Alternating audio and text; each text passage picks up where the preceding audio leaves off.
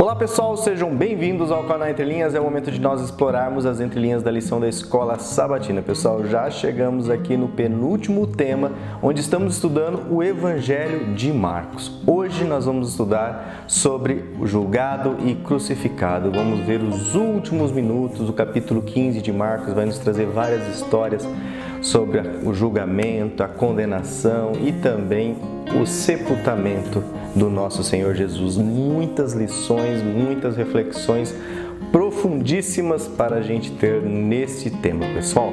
Nós teremos aqui a participação do Alexandre, do Marcos André e a minha, que eu sou o Lúcio, lá com as perguntas para discussão. E serão perguntas bastante pessoais, então se prepare a sua equipe, a sua turma, a sua classe que gosta de estudar a Palavra de Deus, ok, pessoal? E se você curtir esse conteúdo, fica o apelo, sempre deixe o seu joinha, é muito importante, isso ajuda a promover o conteúdo aqui na plataforma. Se você não é inscrito, se inscreva no canal, deixe sempre o sininho acionado para você receber todos os alertas quando um novo conteúdo é lançado aqui. E também, se você tiver um tempinho, comente aí nos comentários de cada vídeo, isso ajuda muito no engajamento, ajuda muito a promover esse conteúdo para os seus amigos próximos, beleza? Sem dizer que você contribui e ajuda a fazer esse conteúdo, porque logo depois da vinheta, você então participa com o seu comentário, beleza? Então chega de introdução e vamos para a lição.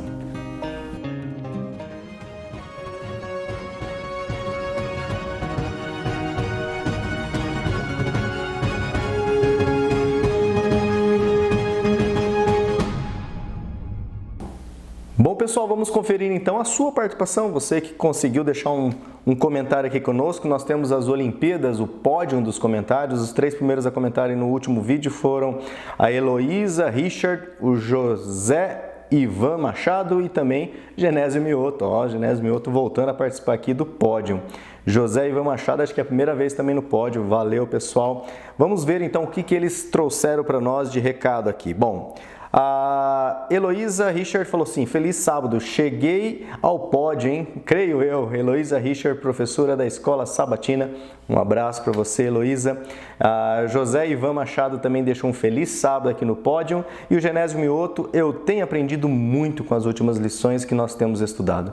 Jesus disse ao meu povo: o meu povo perece por falta de conhecimento.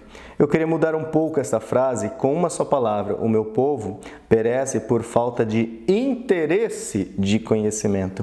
Porque a igreja tem literatura à vontade para a gente adquirir conhecimento. O que falta é interesse. É isso aí, Genésio, concordo.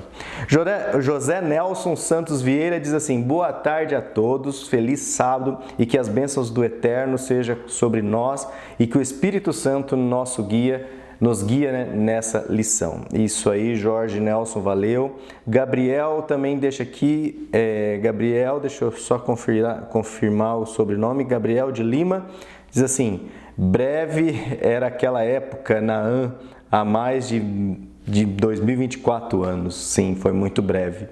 A Heloísa Richard volta e deixa um recadinho assim, ó: fui adicionar um comentário às pressas e não foi como eu desejava, né? Mas independente do pódio, assisto todos os finais de semana, aplico aqui na igreja nos sábados durante a recapitulação da lição aqui na classe dela. Você que não é adventista, todo sábado de manhã temos um grupo lá na igreja, vários grupos na verdade, para recapitular esse estudo, então participe, é muito legal. E dou a referência: obrigado pela grande ajuda de vocês. Valeu, Heloísa. A Valdenice Mártires Cerqueira, de Presidente Prudente, diz assim: olá, pessoal do canal Entre Linhas, boa tarde a todos, Deus nos abençoa sempre, amém. Oro para que o Ricardo volte logo com as explicações maravilhosas da Palavra de Deus. Amo vocês. Obrigado, Valdenice, pelo carinho, pela sua presença, pelo seu engajamento, né, pela sua amizade aqui no canal. A Lucimi Pereira, também deixando sempre o recadinho dela, diz assim: feliz sábado entre linhas e entrelinheiros. Já curti, agora estou assistindo. Obrigado, Lucimi, pelo carinho. Margarida Mello também marcou a presença, dizendo: feliz sábado, queridos irmãos, paz do Senhor. Joivaldo Santos: olá, irmãos, como estão vocês?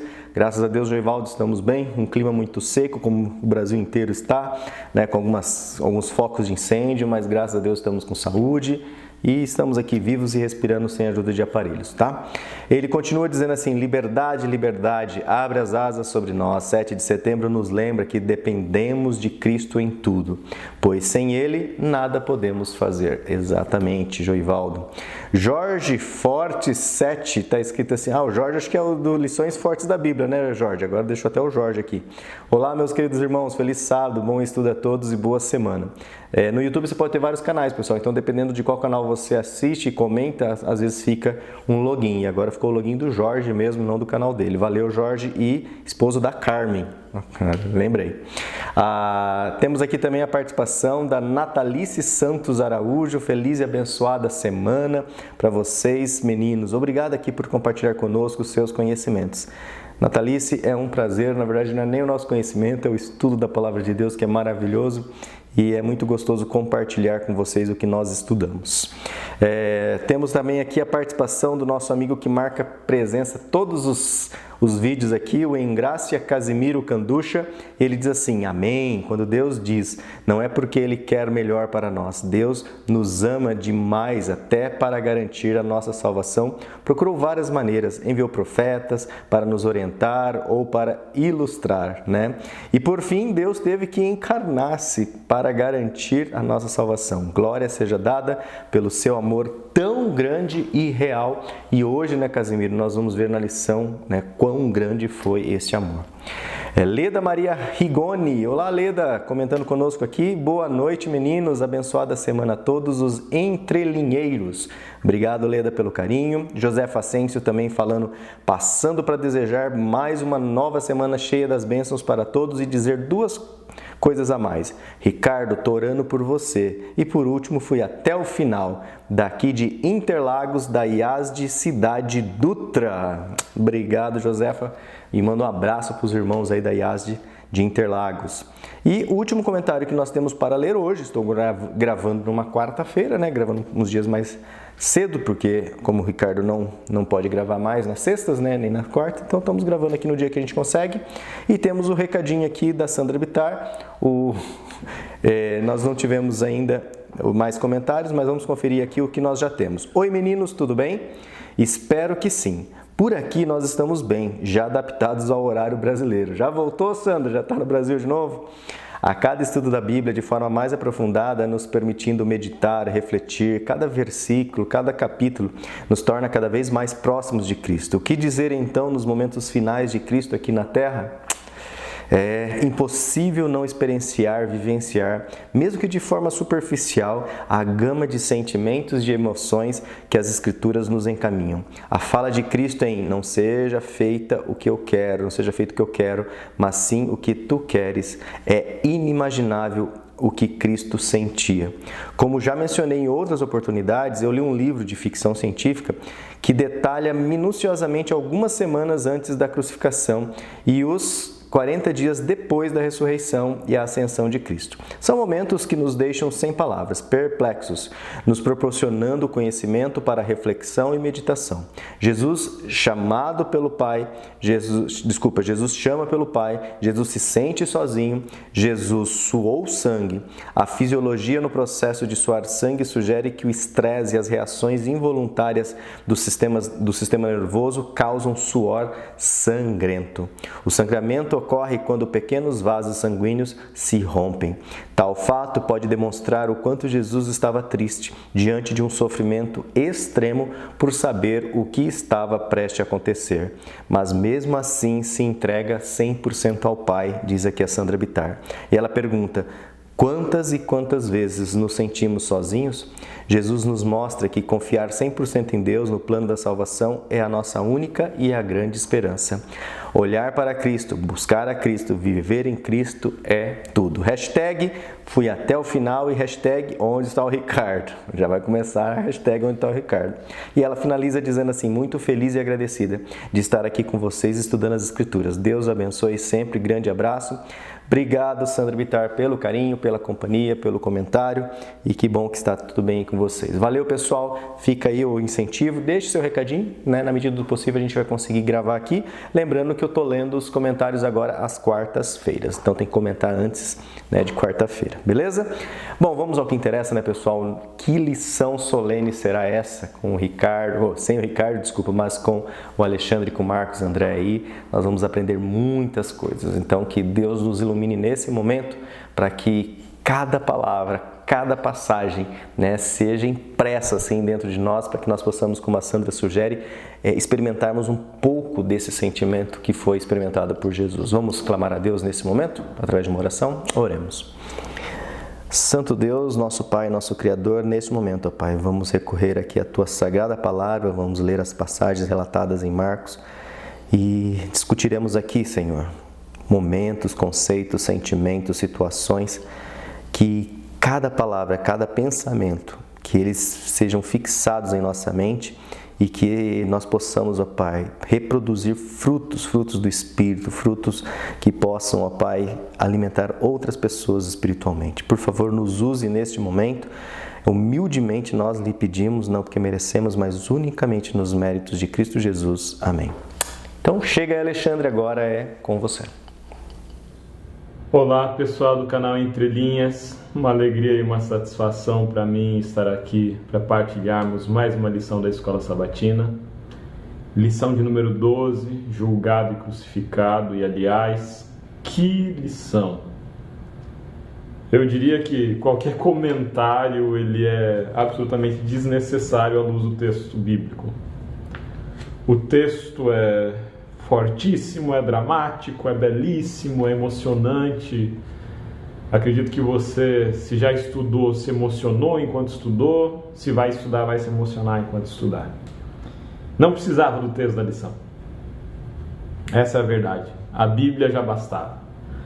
Mas o autor da lição foi muito feliz no que escreveu, a construção do texto da lição é muito bem estruturada e vai ter uma preocupação constante na lição da semana, que é expressar as ironias do texto de Marcos 15 no entorno da crucifixão de Jesus.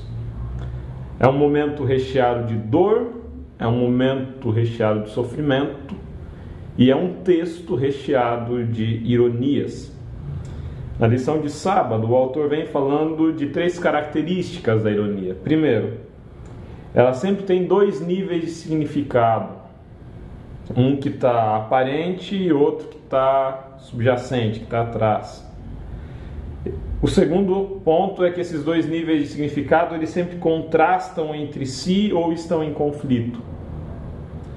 E o terceiro é que tem alguém na cena que não entende a ironia, que não percebe a ironia, e isso é ironia. 2 termos em oposição e as pessoas vendo esses 2 termos em oposição e não percebendo ele.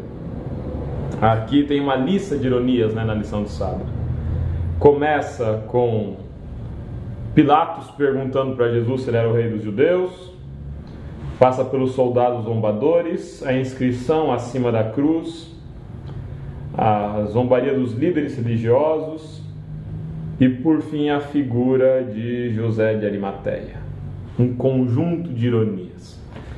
E a gente vai, ao longo da lição dessa semana, ir trabalhando com cada uma delas. Até terça vocês ficam comigo. Depois chega o Marcos André para trabalhar com as lições de terça, quarta e quinta. Eu fico com sábado, domingo e segunda.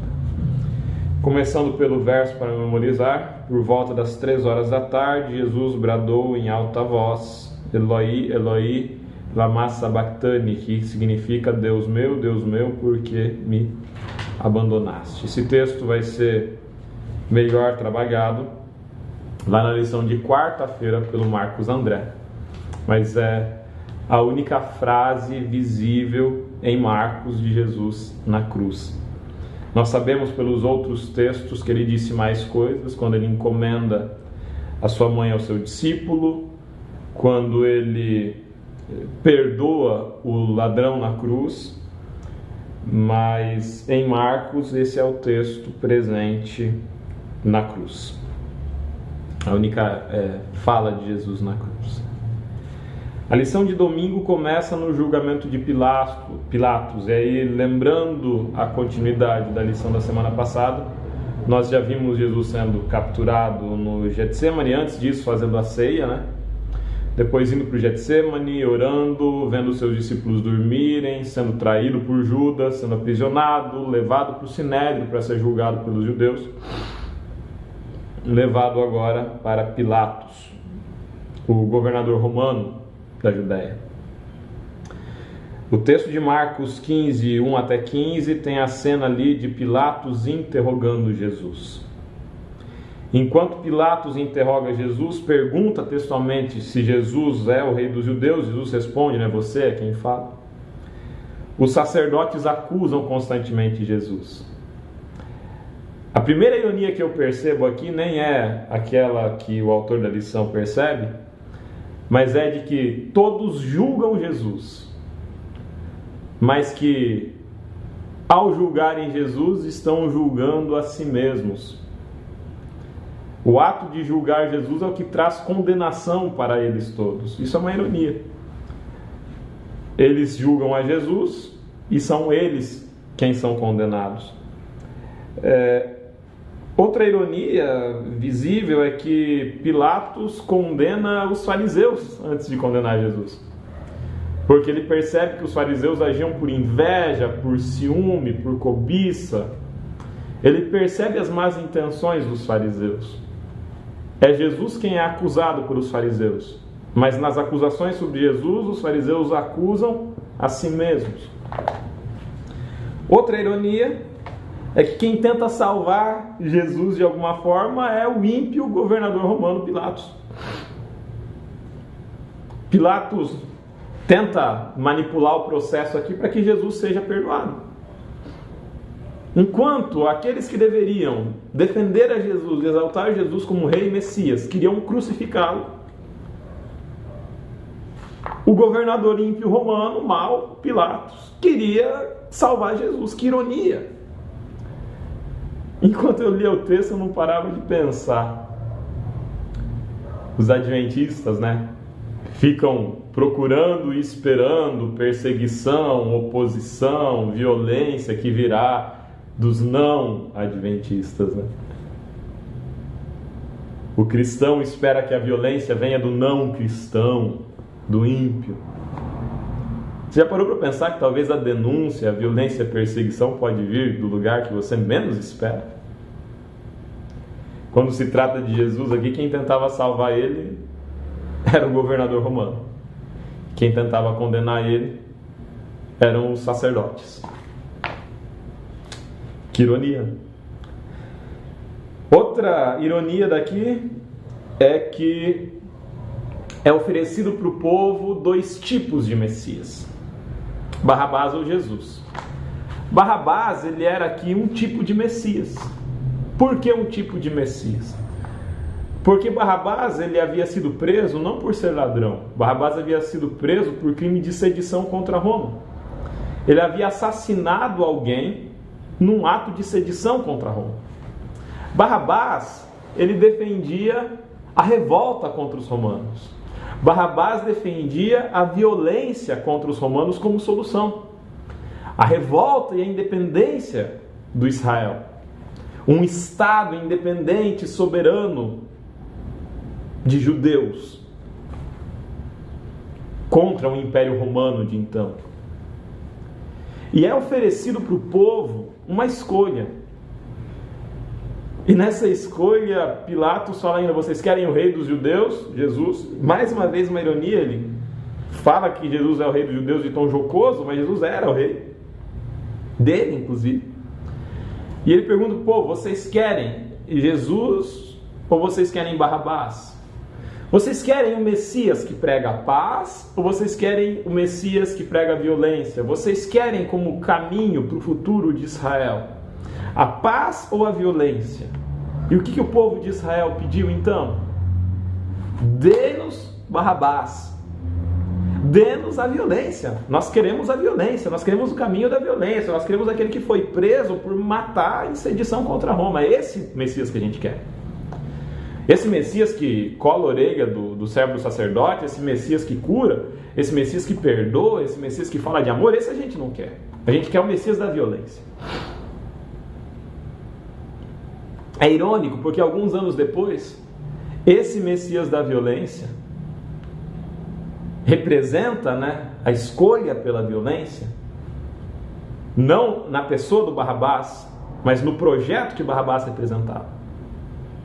Organiza uma revolta contra Roma que leva à destruição de Jerusalém, à destruição do templo e à expulsão dos judeus do templo, de Jerusalém e da região da Judéia.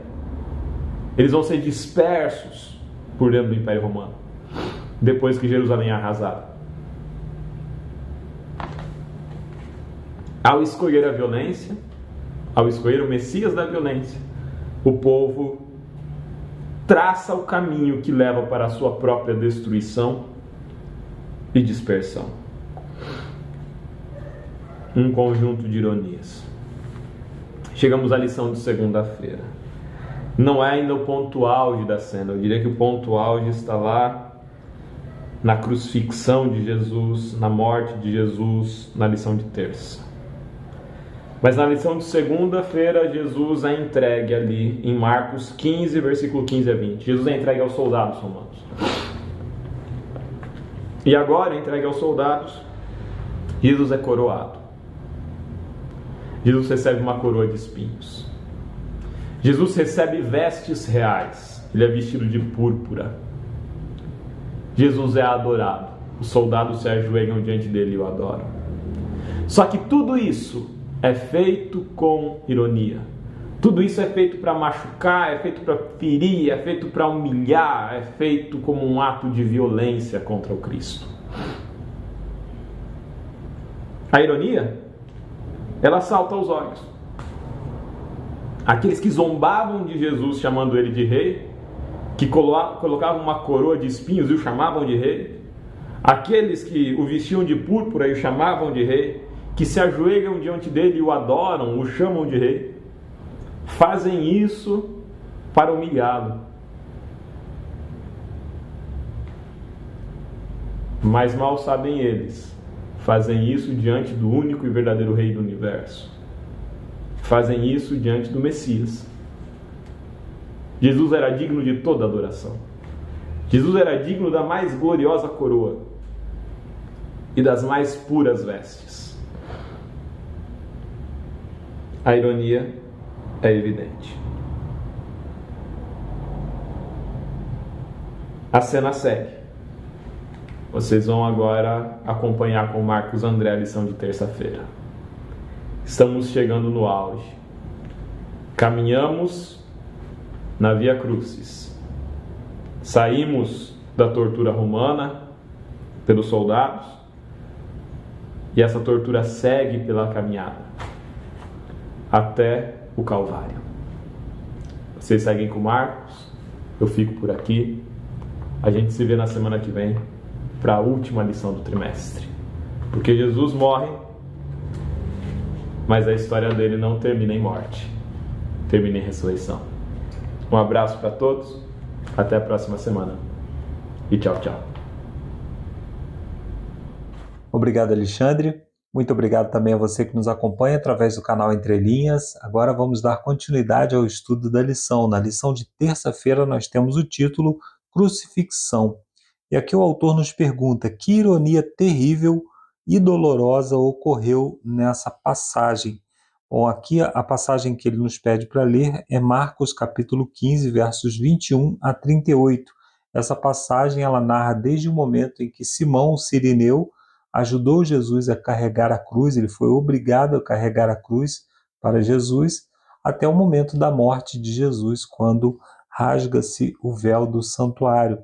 E o autor ele chama atenção aqui para o fato de que Jesus ele foi uma vítima silenciosa. Apenas algumas palavras são narradas, daqui a pouco nós vamos falar sobre as palavras de Jesus, mas é interessante notar que o eloquente pregador, aquele que falava para as multidões, agora, no seu momento de maior angústia, permanecia calado.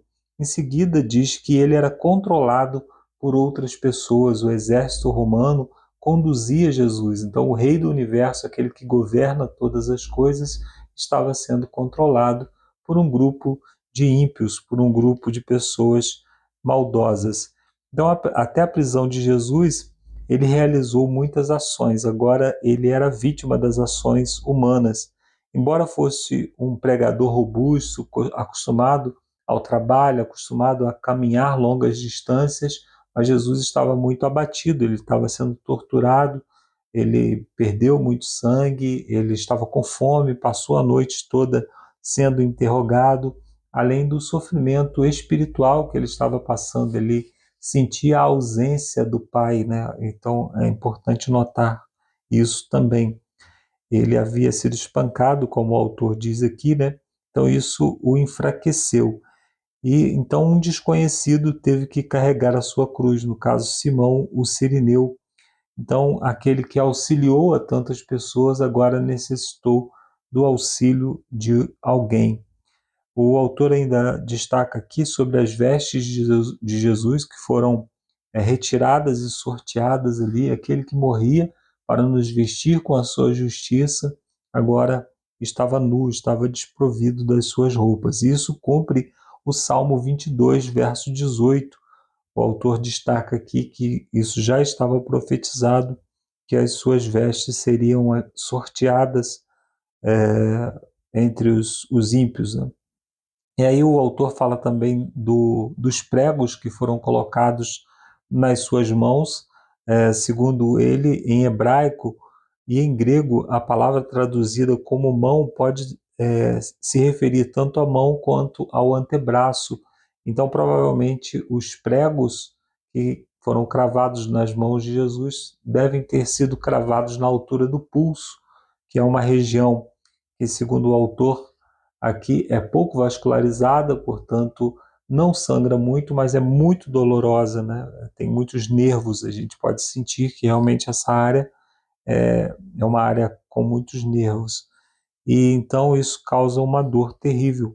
Além disso, o esforço de um crucificado, né, para respirar é enorme, porque ele fica pendurado pelos braços, todo o peso começa a, a a se posicionar nos músculos que são necessários para a respiração. Então, a cada respiração é preciso um esforço muito grande e, com o tempo, a pessoa vai perdendo as suas forças e acaba morrendo asfixiado. Então, a morte de cruz ela não mata pelos ferimentos em si, mas por asfixia. Por isso que é uma morte tão terrível.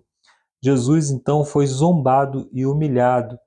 Marcos destaca o tema do segredo da revelação. Então Jesus ele sempre pedia silêncio a respeito da sua missão, de quem ele era, e ao longo do Evangelho de Marcos, poucas vezes nós vemos os títulos de Senhor, o Filho de Deus, ou mesmo Cristo, sendo referido a Jesus. Porém, nesse momento final, esses títulos são apresentados, mas não de forma natural, foram apresentados pelos seus inimigos, né? Foram apresentados ali pelos líderes religiosos que atribuíam a ele esses títulos em tom de zombaria, né? Mas revelando que eles tinham conhecimento a respeito dessa temática. Em Marcos 15, verso 31, os líderes disseram: salvou a outros e a si mesmo não pode salvar. Não pôde salvar, né? Então, nesse momento, eles, de certa forma, falando que Jesus realmente salvou outras pessoas, eles assumem que Jesus salvou. Ele diz aqui que o verbo grego utilizado para zombar de Jesus naquele momento significa salvar, curar ou mesmo resgatar. Então eles estavam dizendo que Jesus não tinha como ser resgatado da cruz naquele momento.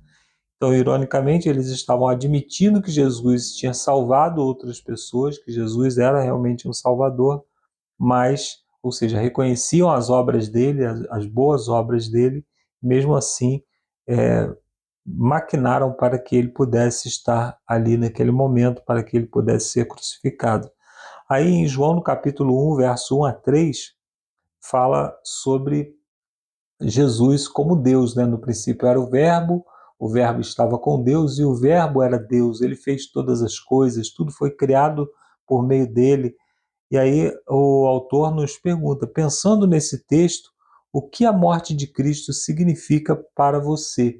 Então, quem estava sendo morto na cruz não era só um judeu de 33 anos, mais uma pessoa que estava sendo morta. O próprio Deus estava ali sendo crucificado naquele momento. Então, a morte de Cristo é uma morte que representa algo muito grande, o grande preço que foi pago em favor do pecado. O próprio Deus, o próprio Criador, estava sendo morto ali. Mas o que isso significa para mim? Que é a pergunta aqui. Aí eu me lembro de Filipenses no capítulo 2, quando o apóstolo Paulo diz que quando nós pensamos em defender os nossos próprios interesses, o nosso próprio partido, nós devemos nos lembrar de Jesus, que sendo Deus, se fez servo e enfrentou até a morte, morte de cruz. Então, quando a soberba nos bate à porta, né, quando nós somos tentados a nos tornar soberbos, nos tornar pensar mais em nós mesmos, achar que nós merecemos algo, nós devemos nos lembrar que Cristo, sendo Deus, sendo adorado pelos anjos, sendo adorado por todos os seres criados, ele abandonou o céu e veio aqui para servir.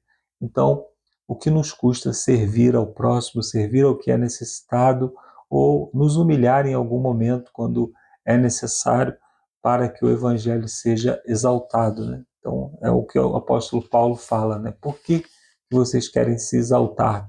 Tenham como exemplo a Cristo, que foi crucificado em nosso favor. E aí na parte de quarta-feira, o título é Abandonado por Deus. E o autor nos pergunta quais são as únicas palavras de Jesus na cruz que foram registradas em Marcos. O que a morte de Cristo significa para nós? Em Marcos capítulo 15, dos versos 33 a 41, falam a respeito da morte de Jesus, e ali as únicas palavras de Jesus foram: Deus meu, por que me abandonaste? Então, diante de toda dor, diante de todo sofrimento, toda injustiça, Jesus sendo abandonado pelos seus amigos, sendo traído, a única reclamação que ele tinha era a ausência de Deus, uma separação que nunca havia ocorrido antes, porque desde a eternidade Jesus permaneceu um com o Pai, mas naquele momento, por conta dos nossos pecados que estavam sendo lançados sobre ele, ele não percebia mais a presença do Pai. Lá em Isaías capítulo 59, verso 2, diz que o pecado faz separação entre nós e o nosso Deus, fechando os nossos olhos, fechando os nossos ouvidos para que não percebamos a Deus.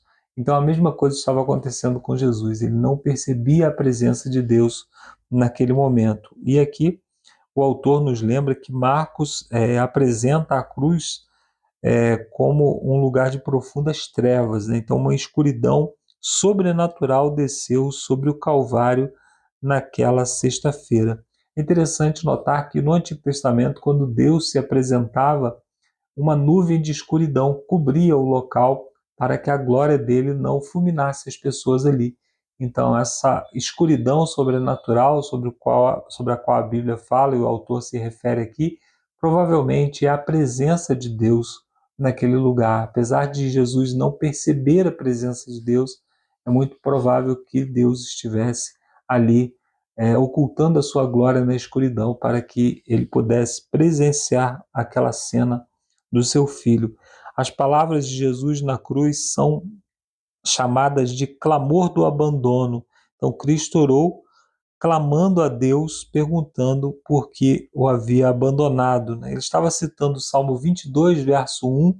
Esse salmo é interessante porque fala exatamente dos acontecimentos de Jesus, desde a via dolorosa até o momento da sua crucifixão. É recomendável que você leia o Salmo 22 para entender. É bom lembrar, né, que no passado você não citava como nós estamos citando agora, por exemplo, Salmo 22, verso 1, Salmo 22, verso 18, porque a Bíblia não era capitulada como é hoje e nem dividida em versículos. Então, quando você citava algum texto, você citava citando um pequeno pedaço, a introdução do texto. Então, Jesus ele estava, na verdade, citando literalmente o Salmo 22, verso 1, porque ele entendia que aquilo estava se cumprindo naquele momento na sua vida. Então, é mais ou menos como alguém que perde o emprego, por exemplo, né? E talvez até por conta da sua fé, e diz assim: o Senhor é meu pastor e nada me faltará. O que ele está querendo dizer com isso? Ele está querendo dizer que o Senhor é o pastor, nada me faltará, ele não vai me deixar passar fome, ele não vai me desamparar nesse momento.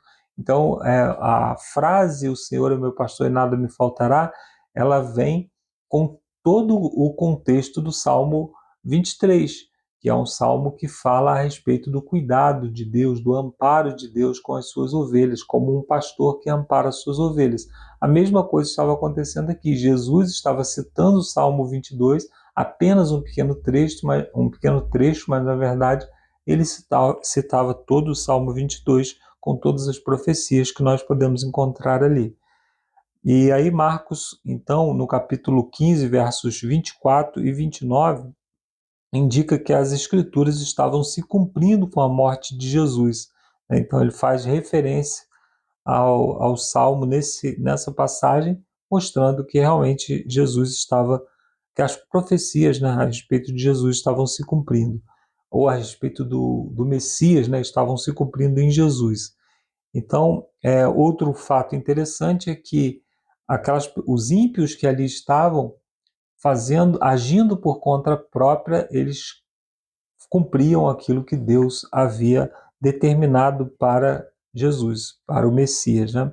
Então a palavra Eloi, Eloi, que é uma transliteração do hebraico, né, segundo o autor aqui, faz lembrar o nome de Elias, né? Então por isso que eles confundiram ali naquele momento, mas Jesus estava falando: Deus meu, por que me abandonaste?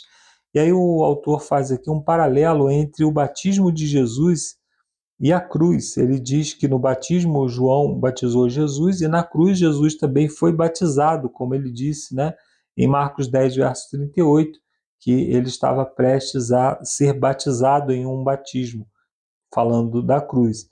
Aí ele fala que João, né, que é a figura de Elias, lá no livro de Marcos, no capítulo 9, agora aqui no finalzinho, no momento da crucifixão, Jesus supostamente chama por Elias.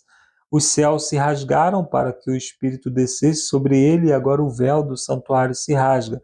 O Espírito Santo, né, pneuma, que é respiração, que é ar, vento, né, é a mesma palavra, desceu sobre Jesus. Aqui Jesus expirou e o Espírito se retirou dele, né, no caso a respiração. A voz que diz, filho amado, no momento do batismo de Jesus, agora o centurião reconhece que verdadeiramente o Filho de Deus estava sendo morto ali. Então esses paralelos indicam que assim como o batismo de Jesus representa o início do seu ministério, profetizado em Daniel no capítulo 9, versos 24 a 27, então na cruz a cruz culmina a esse ministério, a cruz ele dá final a esse ministério que também estava profetizado lá em Daniel, né? No momento que o véu se rasgou ali, por exemplo, e deu fim ao ministério de sacrifícios ali no santuário, isso estava profetizado lá em Daniel, né? Ele fará cessar o sacrifício os sacrifícios ali no santuário.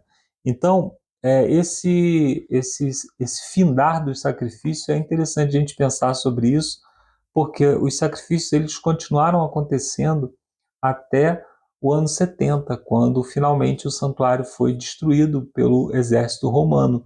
No entanto, o fim dos sacrifícios aconteceu com a morte de Jesus. Para o céu, aquilo que acontecia a partir de então era apenas morte de animais, não acontecia mais sacrifício.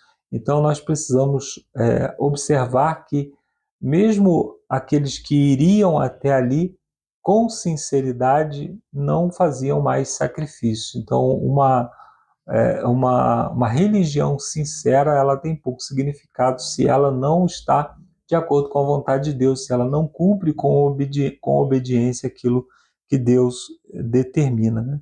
O autor termina aqui perguntando: apesar das conspirações, os propósitos de Deus se cumpriram, independente do que aconteça ao redor, temos a certeza de que a bondade divina vai prevalecer? Você tem essa certeza?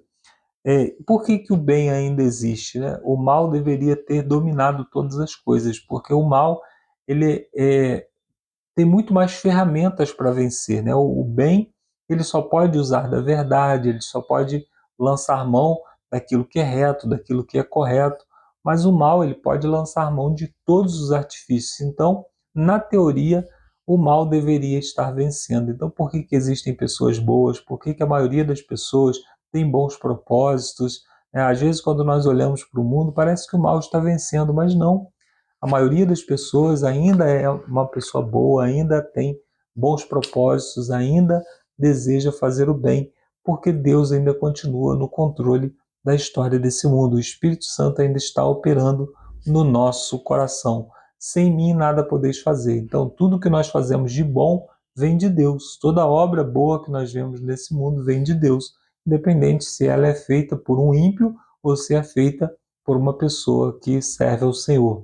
Todas as pessoas que fazem alguma coisa de bom fazem por meio do Espírito do Senhor. Na parte de quinta-feira, nós temos o título Colocado para Descansar. E aí o autor nos pergunta o que significa a intervenção de José de Arimateia, especialmente quando os discípulos de Jesus haviam fugido. Marcos capítulo 15, versos 42 a 47. Então, depois da morte de Jesus, José de Arimateia, que não era um discípulo de Jesus, pelo contrário, ele era do Sinédrio, era do tribunal que condenou Jesus, ele reclamou o corpo de Jesus. Ele foi até o governador, e compareceu ali diante dele, pedindo o corpo de Jesus. Ele era um homem importante, né, na sociedade, por isso ele tinha acesso aos governantes e por isso ele pôde pedir a Pilatos que desse a ele o corpo para ser sepultado, né? Então, quando José faz isso, né, alguma coisa estranha está acontecendo, porque os discípulos de Jesus, que deveriam estar ali com ele até o final, já haviam se dispersado. Mas um membro do conselho, ele demonstrou interesse por Jesus, né? Então, onde estavam os seus discípulos nesse momento? Bom, José de Arimateia, apesar de não ser um discípulo aberto de Jesus, era alguém que tinha admiração por Jesus. Isso é o que nós consideramos a igreja invisível. São aqueles que estão por aí fazendo a obra de Deus, mas não congregam conosco, não declaram publicamente a sua fé, mas são instrumentos de Deus. É o que nós chamamos de igreja invisível, né? Então, a morte de Jesus ela foi verificada. Pilatos pediu então para que alguém fosse lá verificar se Jesus realmente tinha morrido, e depois de confirmar que Jesus tinha realmente morrido, entregou o corpo para José. Isso é importante porque posteriormente alguns disseram que Jesus apenas desmaiou, teve ali uma parada respiratória e voltou novamente à vida. Então, o testemunho do centurião, daquele homem que foi até ali conferir, era importante para dizer que realmente ele estava morto. E o autor lembra aqui que os romanos eram especialistas em promover a pena de morte para os criminosos, para aqueles que eram condenados. Então, eles sabiam muito bem como matar alguém e sabiam muito bem quando alguém estava morto, né? Então, José, ele levou uma toalha de linho para envolver Jesus e colocou o seu corpo em um túmulo. Depois selou a passagem para que ninguém entrasse nele. Então, Marcos nota que, além de José de Arimateia, as mulheres também acompanhavam, as duas Marias, né? Maria, mãe de Jesus, e outra Maria, mãe, que era Maria, mãe de outro José, não esse de Arimateia, né? Juntamente com Salomé. Então, elas assistiram à crucifixão e depois acompanhando de longe, viram onde o corpo de Jesus havia sido colocado, porque elas desejavam embalsamar o corpo de Jesus. Então essas mulheres, elas são mencionadas porque depois elas vão ao túmulo e testemunham que Jesus havia ressuscitado. O papel delas é importante dentro desse contexto. Aí o autor faz uma pergunta aqui no final, o seguinte: é irônico que os seguidores de Jesus tenham desaparecido, enquanto um membro do Sinédrio, o órgão que condenou Jesus, tenha se tornado o herói nessa história. Como ter certeza de que em momentos cruciais também não estaremos ausentes? É muito interessante essa pergunta aqui, e é uma reflexão muito relevante para nós hoje como igreja, especialmente nós que nos reconhecemos como a igreja visível de Deus, a igreja que representa o povo de Deus aqui nessa terra, representa o remanescente no momento final da história dessa terra. Será que nós não temos ficado ausente nos lugares onde Jesus está? Nós pensamos no lugar onde Jesus está como a igreja, como o templo, o lugar onde nós congregamos, ou muitos vão a Jerusalém, vão às regiões lá por onde Jesus andou. Eu não vejo mal nenhum nisso, especialmente em congregar, porque a Bíblia nos orienta a importância da congregação. Ele diz que não devemos deixar de congregar, especialmente quando chega o tempo do fim. Porém, não é nesse lugar que Jesus nos colocou, não é nesse lugar que Jesus nos ordenou a ficar. Jesus disse que habita nos altos céus e habita também com o abatido e contrito de coração. Nós temos talvez dado muita importância para o estudo das profecias, e isso é realmente muito importante, para as teorias a respeito de Jesus, mas nós temos pouco relacionamento pessoal com Jesus, porque nós não estamos onde Jesus está. Jesus, ele se mantinha próximo dos oprimidos, próximo daqueles que estavam passando por alguma dificuldade, próximo daqueles que tinham necessidades especiais, e nós muitas vezes negligenciamos isso e ficamos contentes apenas com o trabalho institucional da igreja, mas nós seremos cobrados de maneira pessoal. Afinal, Jesus disse que no dia do juízo ele vai nos olhar no olho e dizer: porque eu tive fome, vocês me deram ou não de comer, eu tive sede, vocês me deram ou não de beber, eu estive nu e vocês me vestiram ou não me vestiram, e de acordo com essas atitudes, nós seremos colocados dentro ou fora do reino. Então precisamos estar atentos ao posicionamento que nós temos hoje como cristãos de maneira pessoal e não apenas de maneira institucional. Quero contar aqui uma pequena história que eu apenas ouvi, não testemunhei, mas que é uma reflexão relevante, sendo verdadeira ou não, para a nossa condição atual. A história diz que um grupo de adventistas que desejava fazer uma ação solidária, desejava fazer algo para uma campanha na igreja, se juntou para levar alimentos onde ficava um grupo de moradores de rua. E quando eles chegaram naquele local, os moradores de rua disseram assim: que bom que agora vocês vão trazer comida no sábado, vocês agora são o grupo do sábado. Aí as pessoas ficaram assim porque eles estavam fazendo apenas um movimento esporádico, eles estavam apenas levando um alimento um dia e não pretendiam voltar naquele local novamente.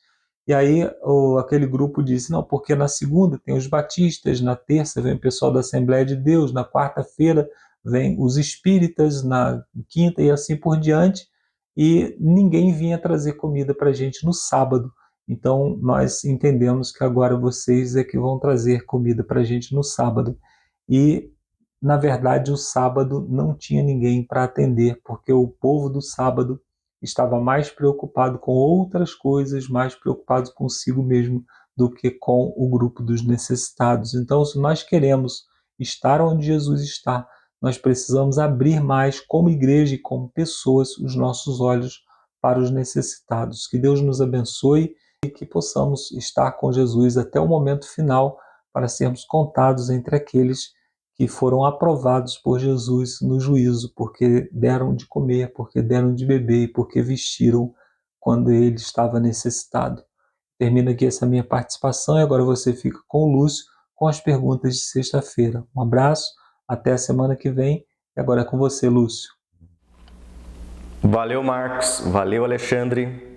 Que lição, pessoal. Não terminou ainda, agora nós temos aqui as perguntas para consideração.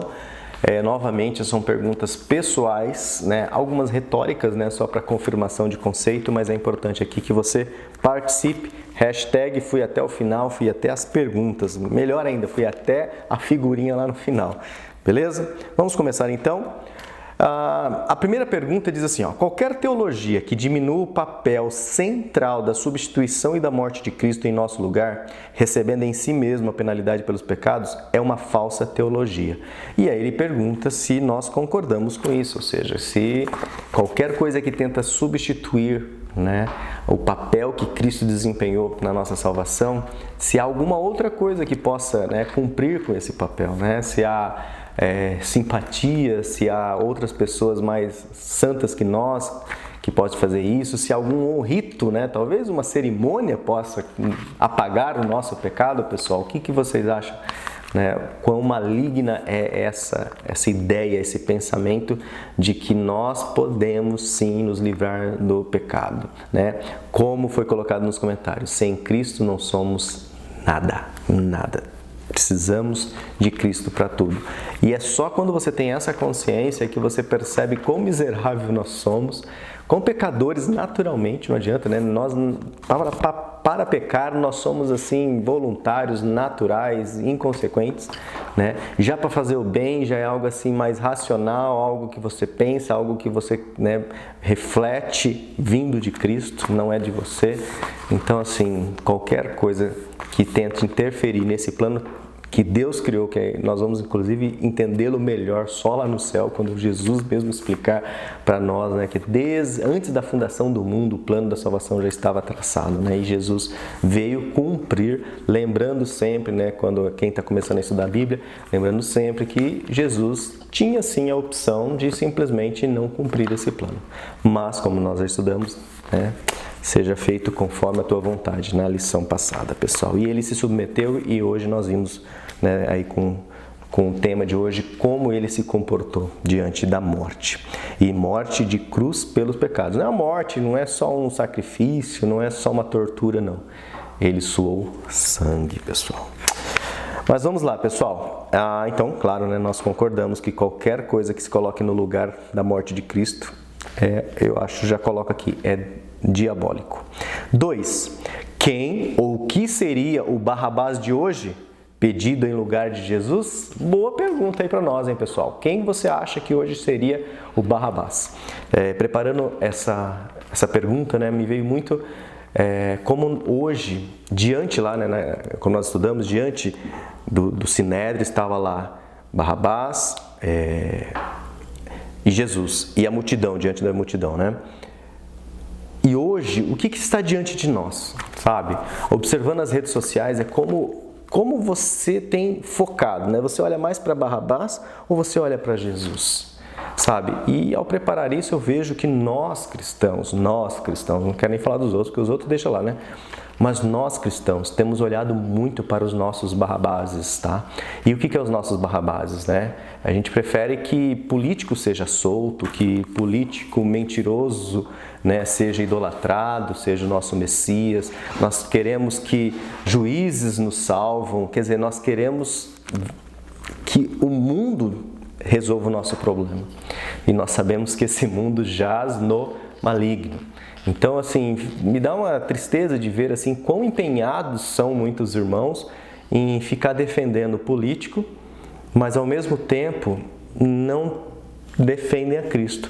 Eu não sei da vida dessas pessoas, a gente só acompanha às vezes por redes sociais, por grupo de WhatsApp, mas a pergunta que eu fico assim, né, assim, quantos estudos bíblicos essa pessoa está dando?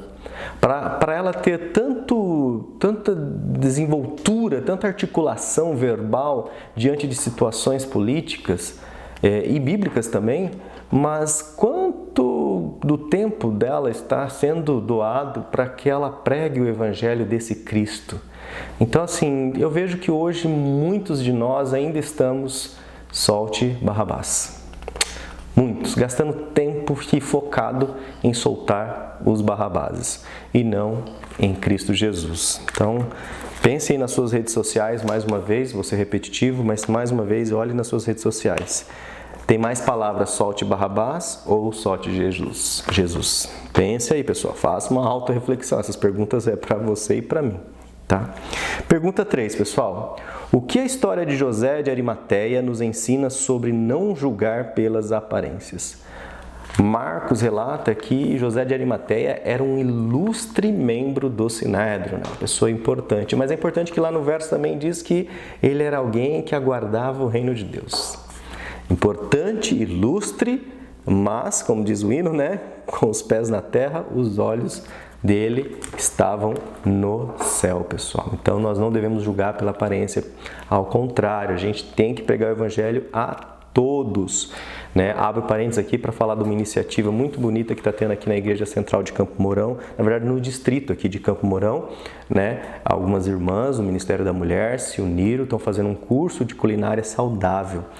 Só que um curso de culinária saudável, num lugar bem bonito, para quê? Justamente para que a gente possa chamar pessoas, né, que às vezes, por estar numa situação social avantajada, a gente fala assim, isso não precisa de Jesus, né? E aí é muito fácil às vezes ir num bairro humilde, como a gente tem aqui vários bairros aqui em Campo Mourão, daí você vai lá, leva uma cesta básica, você já fala de Jesus, é relativamente até mais fácil, mas como você entrar em condomínios fechados, como você entrar em prédios altíssimos, luxuosos, para falar de Jesus, né? E o Ministério da Mulher está aqui promovendo um assunto bastante interessante que todo mundo gosta, que é um curso de culinária saudável, né? Ou seja, tentando sempre pregar aqui o Evangelho.